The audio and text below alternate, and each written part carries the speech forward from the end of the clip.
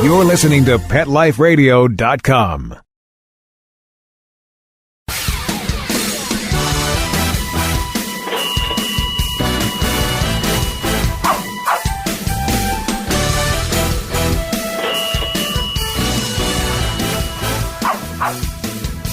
Hello and welcome to Six Figure Dog Business on PetLifeRadio.com. I'm your host, Ty, of TyTheDogGuy.com, and I'm thrilled you're here today.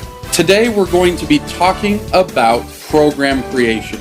And I want to talk about program creation because it's something that's helped my business go from zero to a few $100,000 to a seven-figure per year business. And I want to help you understand how program creation is at the very core of doing that. So stay right with us.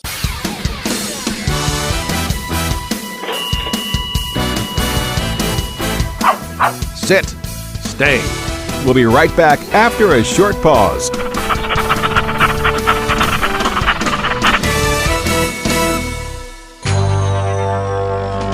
It's DesignerPetSweaters.com. Hand-knitted designer sweaters for your precious pup or cool cat. Beautiful couture patterns for your pets, including custom-knitted formal wear, casual wear, yachting, and even sports-themed. Many designer pet sweaters include feathered tammy hats, top hats, and a lot of sparkle. Each sweater includes leg loops, front paw sleeves, and leash opening. Visit DesignerPetSweaters.com to order your four-legged fashions today. Large or small, we fit them all. DesignerPetSweaters.com.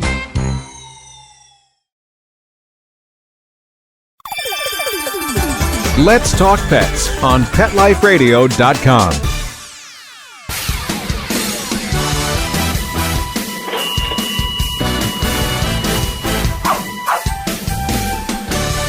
All right, we're back, and like I say, I'm thrilled that you're here today because I'm going to talk about program creation. Now, I did a similar show to this, I want to say, I think it was like 4 years ago, because I remember it was about 4 years ago that my family and I, we moved to Costa Rica, and we spent a year in Costa Rica, and it was awesome. We had a great time. But when I had moved down there, I was so grateful. I was surfing every day, hanging out in the pool, watching monkeys every day, swinging through the trees, all this good stuff. I was living in paradise. And now that I'm saying that, I'm like, oh gosh, what am I doing back here in Utah? But anyways, I digress. I was so grateful. I was like, what got me here? You know, what got me to the point to where I could do this and have somebody else run my business for this year while I'm gone? And so I did this show on how I was able to do that. And part of that show was talking about program creation because I saw that at that time we were a few $100,000 a year, something like that per year business. And I credited a lot of program creation as what got us there. A lot. Obviously, there's a lot of things that go into building and growing a business. But now it's 4 years later. We've grown. We now have a facility, 10 or so employees, seven-figure business. And I'm looking and taking stock because we're actually trying to move into a bigger building and trying to expand more, just looking for the right building and things like that. And so I'm looking and taking stock of these things and trying to say, okay, what got us there? And I'm realizing, having this deja vu of 4 years ago doing a similar show about program creation. So I want to do kind of an updated show that gives more insight, more details, more fun information on what program creation can do for you, whether you're a pet sitter, dog walker, dog trainer, veterinarian, kennel owner, things like that. Program creation is often at the core because it's what separates you. Now, it's what separates you from the competition because your program essentially is the results that you offer. And so too many dog trainers, in fact, I see this all the time on dog trainer forums where they're like, hey, what should I do for my program? And people say, here's what I do. And so everyone else goes out and they do the same thing. Well, guess what? When everyone's doing the same thing, it now becomes very difficult for people to judge who's different, why they're better, why they're worse, things like that. And so what I try to do is stay away from what people are doing. So I am going to give a lot of specifics today, but more than specifics, I want to give general ideas so that you can custom tailor something for yourself. Not what I'm doing. What I'm doing works for me. What someone else is doing works for them. I'm going after a different demographic. I'm going after a different result. I'm going after a different something than you are. And so doing it the exact same way I am isn't modeling, it's copying. Modeling would be saying, hey, here's the concept and the core of what he's doing. Let me see how I can adjust that and do that for my business. And that's what I'm hoping, the message that I'm hoping I can bring today. And not to say, hey, look at my business, it's awesome and amazing, and you should do the exact same thing, or you should do something similar. Because the reality is, just like any business, we've got a lot of errors and a lot of things to fix. And I'm constantly, trying to improve and trying to get us better. But like I say, we've been able to grow one of the largest dog training companies in the country based on a number of things, program creation being one of them. So that's what I wanted to give you guys today, is to talk about that. So way back 4 years ago, I kind of told this story, but I want to retell it because it's at the core of everything. Because when I realized that I needed to change my programs was when I realized I wasn't charging enough money. And when I realized I wasn't charging enough money was when I was charging $100 an hour. Now, a lot of dog trainers will look at that even now. And like I say, I did the show 4 years ago, but I think we changed concept like 6 years ago or something like that. Don't quote me on that, but something similar. But, at the time, $100 an hour is a lot. And even today, I see a lot of dog trainers charging $30 to $80 or $90 or $100 an hour in 2016 when I'm recording this new show. And so like I say, it's one of these things where I was making $100 an hour, which for a lot of folks is a lot, but I recognized $100 an hour was stifling my growth. So let me explain why. At the time, I had no facility, and so I wasn't counting that as overhead or anything like that. My only overhead was like vehicle, insurance, website, phone, stuff like that, no huge overhead by any means. And so some people, would say, well, shouldn't $100 an hour be good? And for me, it was, for a single person operating it was. And at the time, I think I was, grossing high 200s, low 300s. And so I was making a lot of good money, with very little overhead. I think we'd spend $30,000 a year in electric collars, and that was probably our biggest overhead outside of a vehicle and stuff like that. So, but I realized that $100 an hour wouldn't allow me to grow because I was working my butt off. I was working 12, 14 hours a day. I was doing everything, no assistant, answering the phones, doing everything, right? And so I realized that if I wanted to duplicate myself, I would need to have an assistant, a head trainer, and probably like an assistant trainer. So right there, let's give 300,000 as just like that's what I was making, because we would do private sessions and I would do what we call boot camps or board and trains. And so that all equaled up to about 300,000 a year. And so let's say now I had to have 3 employees with $300,000 a year.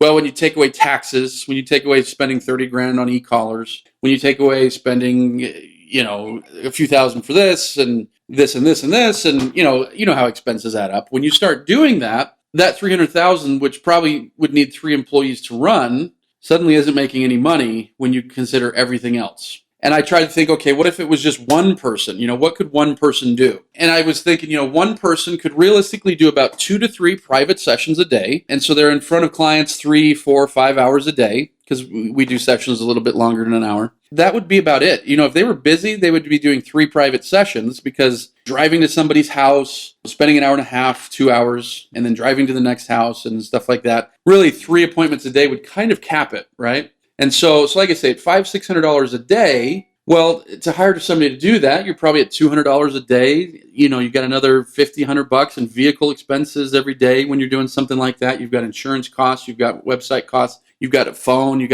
and so, maybe they're bringing in $500 or $600 a day, but you're probably, putting out $350, $400 a day, really, in expenses. And so what that would mean is you would need like 5 trainers to make you the $500 a day, because you're making $100 off each trainer. But once you did that, then you would need to have another assistant. And so I realized that at $100 an hour, roughly, there was just no room for growth. I couldn't hire people. Like, I could maybe bring on someone to help me with little tasks here or there and stuff like that, but I realized I couldn't hire people. And that's the problem that a lot of dog trainers get themselves into. Now, there are numerous dog trainers who do not want to grow beyond one person. Totally fine. Or don't want to grow beyond one person and a helper. There's no problem with that. But even if you don't want to grow beyond that, there is a lot of value in setting your business up as if you would. One book I would recommend folks read is The E-Myth. Is that Michael Gerber?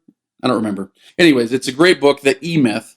But he talks about that. He says, even if you never plan on taking on an employee or selling your business or doing anything like that, you want to set up the business in such a way that you could. Because, let's say that your goal is to be this solopreneur, the solo proprietor forever. But what if 3 years from now you get really injured or really sick and you want to keep your business, but you can't be doing the work? What happens? Well, maybe you've got other fallbacks, but if your fallback is your business and there's no system built in where you could hire somebody, you're going to be in trouble. So again, not that everyone's going to do that or even wants to do that, but it's a smart move to set up your business as if you were going to hire, or as if you were going to sell the business at some point, or as if you were going to hand it off to a child or something like that. It's a smart idea to set up your business in such a way.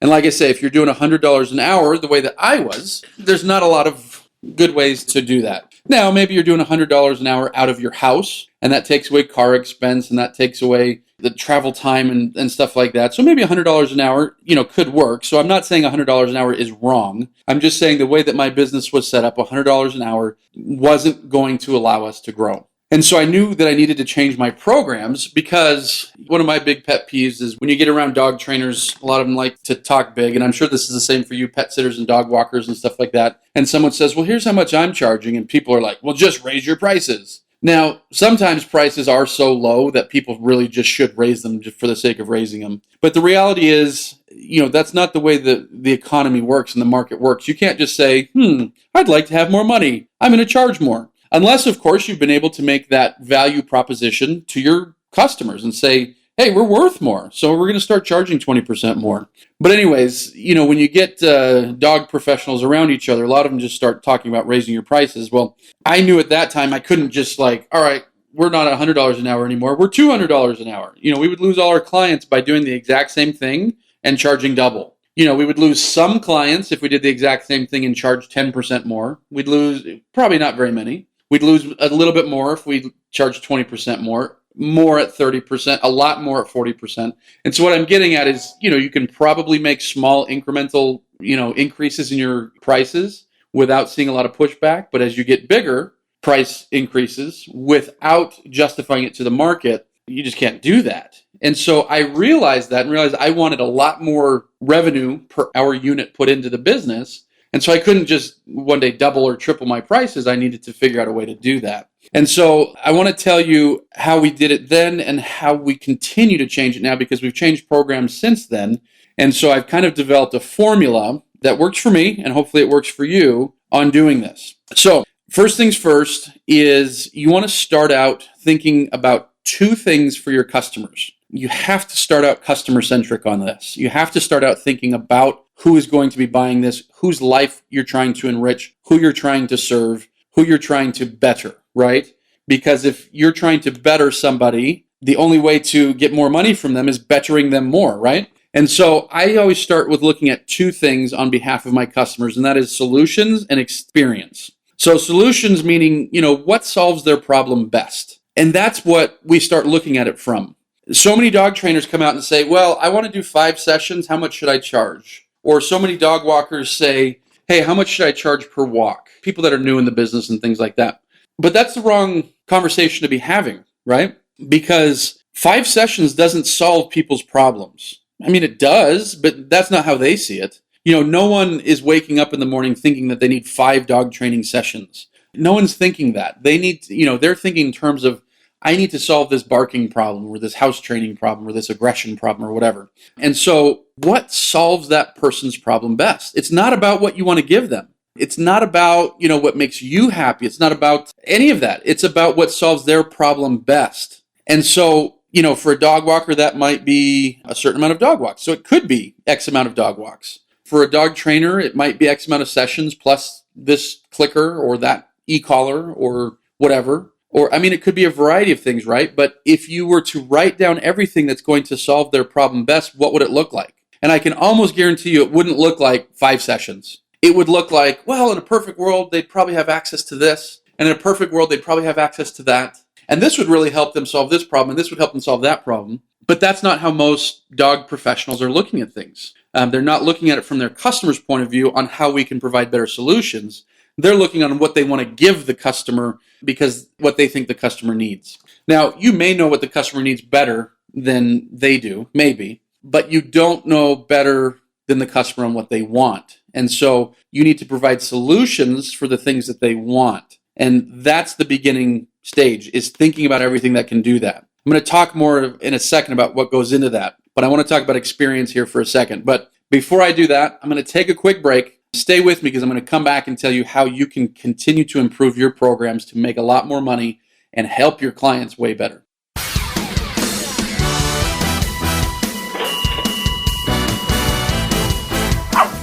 sit, stay. We'll be right back after a short pause.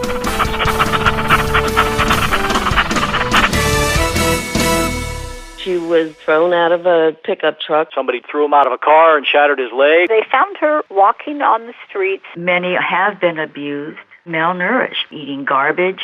Scabs, itching, licking, missing fur. There's this commercial on TV that the ASPCA does. They want you to send in $19 a month for a dog in the shelter. I think you should go and adopt a dog from the ASPCA and then get that dog on Dynovite. DINOVITE.com. You don't need to spend thousands on vet bills. The answer is nutrition. The omega-3 fatty acids. Flaxseed, zinc, alfalfa. The digestive enzymes that are cooked out of regular dog food. When you rescue a dog, you've got to feed him right for life. Every rescue deserves at least 90 days of Dynovite.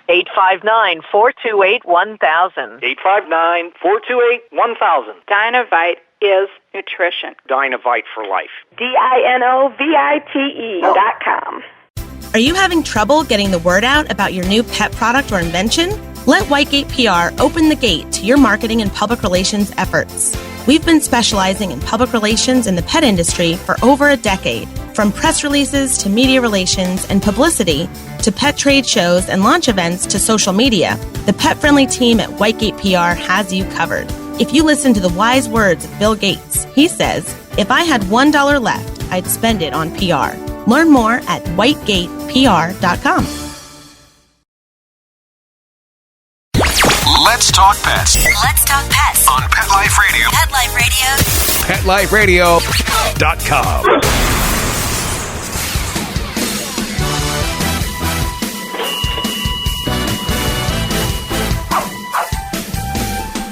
All right, we're back, and we're talking about how to improve our programs and program development. When I say program, I mean your dog training program, your dog walking program, your pet sitting program, your dog grooming program, whatever the case might be. I'm talking about the offerings that you have to your clients. I'm typically talking about services here. Now, it might include some products, but I'm typically talking about services. So I always look at two things. The solutions that I offer my customers, how can I provide better solutions, more effective solutions, perhaps quicker solutions, perhaps easier solutions, depending on what my customers want. Not necessarily what I want, what I want to give them, but what they want to receive as far as a solution, number one. And number two is experience. And I don't mean your experience in the amount of time that you've been doing something, although that is obviously important because experience helps you get better. What I'm referring to is what experience do you want your customers to have with you, with your company? What is the experience you want them to have? Does it include getting a thank you gift basket? Does it include thank you phone calls? Does it include personalized pickup and cards at Christmas? I mean,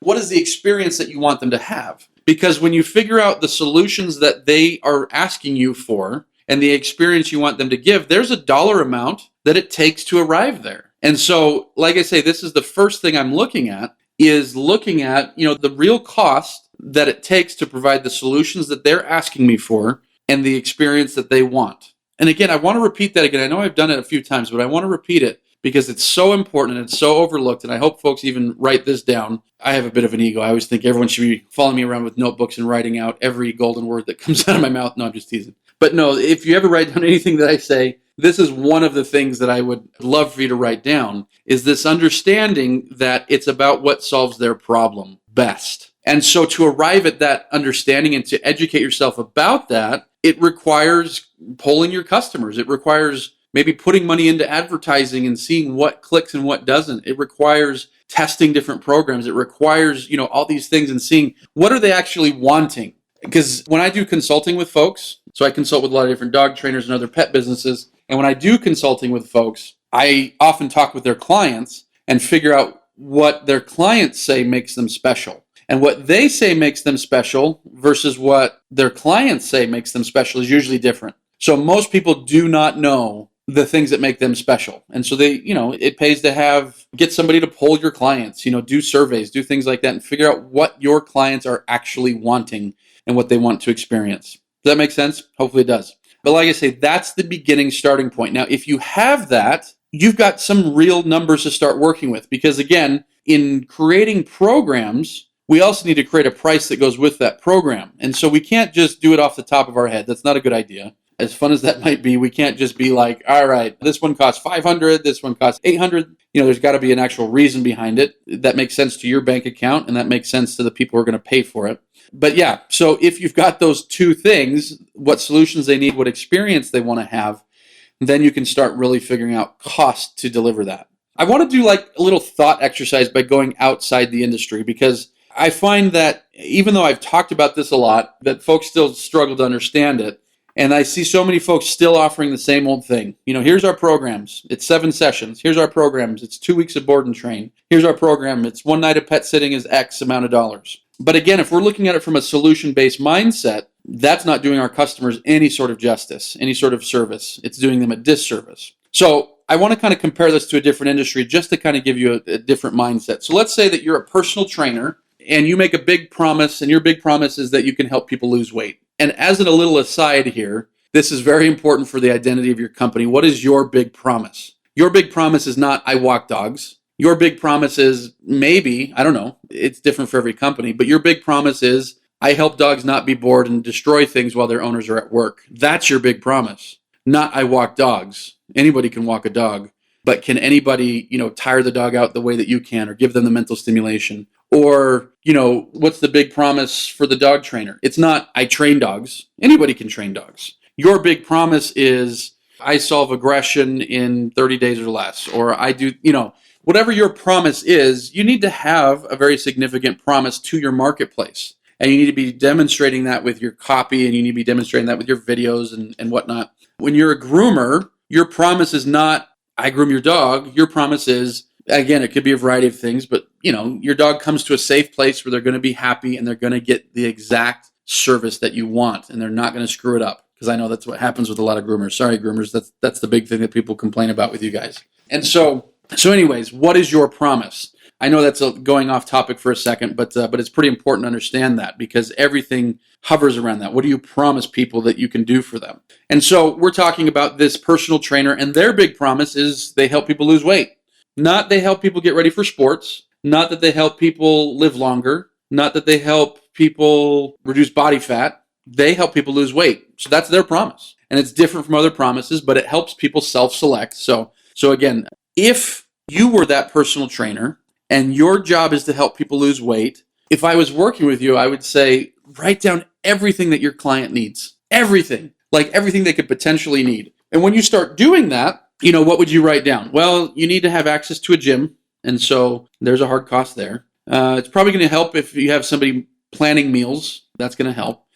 These books, that I really think these books are super helpful. So it would be, in a perfect world, like if I was going to design, and money was no object, I was going to design a program, I would include these books. If money was no object, an accountability partner, someone that's like pushing you to get out of bed and go work out. If money was no object, really somebody to come make your meals for you, that would be good. And, and you could just keep listing and listing and listing, right? And even if you've never been a personal trainer or worked with a personal trainer, you can go through this thought exercise and think about everything that your person might need in order to lose weight. Or maybe your job is to not lose weight, but to build muscle, or whatever it is, right? And you can think of everything that person, what's the most that they would absolutely need in order for you to feel comfortable that they're going to do great with it. Guess what? There's a program. There's your top level program. There's your top tier program. So have you done this exercise? Now, again, I said I would give some specifics, but more generalities. The general concept here is, what is everything that your customer needs? When we're talking specifics, if you're a dog trainer, do they need a book? Is there a book that really helps people understand concepts that you don't have time to teach them, or you just don't teach as well as maybe a book does? If you're a dog trainer, do they need this training equipment in order to have success? If you're a dog trainer, do they need group sessions on top of private sessions? If you're a dog walker, do they need a report card telling them, how their dog did on the walk and that he was a little bit grumpy when he saw some dogs behind the fence? If you're a dog walker, do they need dog poop, clean up service as well? If you're a dog walker, do they need peace of mind, so that you can text them a picture of their locked door when you leave in the afternoon or whatever? So what is everything that person might ever need in order for you to solve the problems that you are uniquely capable of solving? There's your top tier program. It's everything in the kitchen sink. In fact, one of my clients calls one of his programs the kitchen sink, because it's everything you might ever need. Now, go down from there, and let's say we were that personal trainer that says, all right, we're going to help people lose weight. Well, what things could you take away and still feel comfortable that they're going to have everything that they need? Well, if we took away meal creation, they could still make their own meals, and so as long as they had the meal planning, they'd be fine. And we could take away the daily accountability partner as long as someone was checking in with them once a week or something like that. Maybe we wouldn't give them 10 books, but we can give them 2 books or something like that. And so like I say, you can go down to a lower tier and say, what's less than, the platinum package or whatever, what's less than this kitchen sink, but I still feel comfortable putting my name on it, and I still know that they're going to get results, and they're going to have solutions for what they're looking for. Again, not, well, here's what I can do. I'm going to give them all these sessions, I'm going to do this, but what will solve their problem, and I can still put my name on it and be happy? Well, there's your middle program. The next thing you do is you go down and say, okay, what's the absolute base minimum? Like, if I'm going to put my name on this, and I want people to be happy with it, I want people to refer me, and I want to go to sleep at night comfortable knowing that I'm doing a dang good job for my clients, what's the bare minimum that I would be comfortable doing? Whether you're a dog walker, pet sitter, whatever. Maybe you're a dog walker and you realize once every 2 weeks, it just doesn't work. It's not going to help provide the promise that I have where we're going to help get over your destruction and your anxiety-riddled dog and things like that. And so in order for me to feel comfortable, you need to have at least 2 per week and nothing less than that. Or whatever. Again, I don't know what it takes to get to your goals and what your customers want and need. But if you can determine what the bare minimum is, then there's your lowest program. So again, I've given examples. It can be group sessions. It could be books. It could be, I've got one client that, made a DVD about nutrition for his dog training clients. I've got another client that gives away a training journal. It's a real value. It's something that, that people want and they keep. And that's important because some folks want to kind of just include a lot of tchotchkes. They say, hey, I'm going to build value. Here's a clicker with my name on it. The clicker's value, but it's like $2 or $3 and it's saving them a trip to the store. So it's not a ton of value. But it is value. But oftentimes people think, hey, if I give out my clicker with my name on it, they're going to love that. Probably not. So what are things that actually provide them value, that improve their lives, that work towards their solutions? There's a million things that you can include. Like I say, if you are in the training or the walking business or the pet sitting, well, maybe having a lot of information about nutrition would be helpful. Why do you team up with someone that knows a lot about nutrition or get them DVDs or books that have to do with nutrition? Because you recognize that as a dog walker, this dog needs good nutrition in order to walk well with me. And you recognize that as a dog trainer, this dog has too much sugar in his diet and it's screwing up his behavior and stuff like that. Think outside of the box on everything that they would possibly need, and then just work your way down from there to the absolute bare minimum that still you can happily put your name on and say, this is something that I did. It's our lowest program, but it's absolutely going to help them and it's going to improve their life and it's going to benefit them. That's how I make my programs. And that is how we've been able to grow from, like I say, from start to a few $100,000 to a 7-figure business, is because we look at it from the customer's point of view on what they want and need. And we don't look at it from what I feel like giving them because I'm the amazing dog trainer that knows all. I go at it from their perspective and I look at, I need to solve this problem for them and I need to solve that problem for them. And how can I serve them better here? And how can I serve them better there? That allows me to create my programs. Not only that, when you're doing this, you're bundling a lot of things into your programs, and it takes you away from the dollars per hour conversation. When somebody's searching for dog trainers and they've never done it before and they don't know how to do it, and they find this dog trainer's $50 an hour and this dog trainer's $90 an hour and this one's $140 an hour, well, maybe they're like, well, we don't want to go with the bargain basement guy. I don't know if maybe we can get it done with the $90 an hour guy. And so maybe the $90 an hour guy wins, but he wins based on price. He's not winning based on what he offers people. They were just saying, well, we don't want to go with the cheapest, but we don't want to go with the most expensive. Anyways, when you start doing stuff like this and you're bundling more into your walks and you're bundling more into your pet sitting and you're bundling more into your grooming, it becomes very difficult to price shop you, which is exactly what you want. You don't want people price shopping you and saying, well, this guy is $75 an hour. Would you match it? There's no way of creating a dollar per hour conversation when what you're offering is a bundle of things that solve so many problems for them. They're not thinking about dollars per hour at that point. They're thinking about, hey, this guy can solve my problems, or this woman can change my life, things like that. Now, the last thing, and I'm running out of time here. In fact, I think I've run out of time, but that's okay. We'll go a little bit long. The last thing I want to talk about is test the market with confidence and sales skills. So, I've worked with some clients and we've dramatically increased their prices as we increase the value of what they're doing. And I've noticed something. If they come at it very timidly, all right, well, if they're very timid about it and they don't have any sales skills and they don't have any skill sets that they've developed and really worked on those skills, it might be the perfect program at the perfect price, but they're just not coming at it with the right sales skills. So sales skills are important, no matter how you sell. If you're one of these people that wants to do most of your selling online and through videos and through email and stuff like that, sales skills are incredibly important. If you're one of these people that wants to get in front of the person and sell, sales skills are incredibly important. No matter how you're doing it, sales skills are incredibly important. Don't forget that. We are all salespeople in this profession. Like it or not, we do not get in front of our clients unless we've sold them on the reason why opening up their wallet to us is important, because we can help them, we can serve them, we can solve their problems. I hope that makes sense. So, and one tiny last thing, once you've created those 3 programs or 2 programs or 4 programs, I wouldn't create too many based on what you're doing. Once you've created your handful of programs, figure out the hard costs and figure out the profit that you want built in. And like I say, go for it with confidence and sales skills and test the market. Now, the market might tell you, dude, this is way too expensive. Okay, we'll come down. Or the market might tell you, dude, this is a screaming deal. Yes, please give it to us. And now you're way too busy. And so when that's the case, you probably need to up your prices. But let the market tell you the solutions they want, the experience they want, and what they're willing to pay for it. Stop trying to just put numbers on it yourself, because you don't know how much people value things until you start testing things.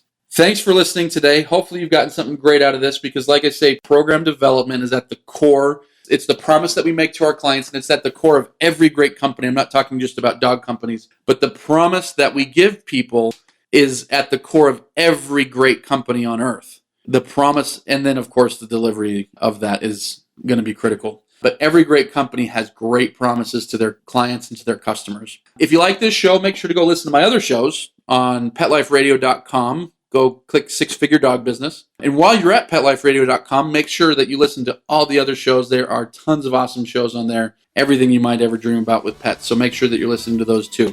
Thanks for stopping by today. Go visit my website, Ty the Dog Guy. That's www.tythedogguy.com to see the different things that we're doing to help business owners just like you. Thanks a bunch, and I hope that I will talk to you next time. Listen to my show next time, and now I'm mumbling. Now I'm going off on a tangent. I'm just going to cut it out. Thanks for listening. See you later. Have a great day. Let's Talk Pets, every week on demand, only on PetLifeRadio.com.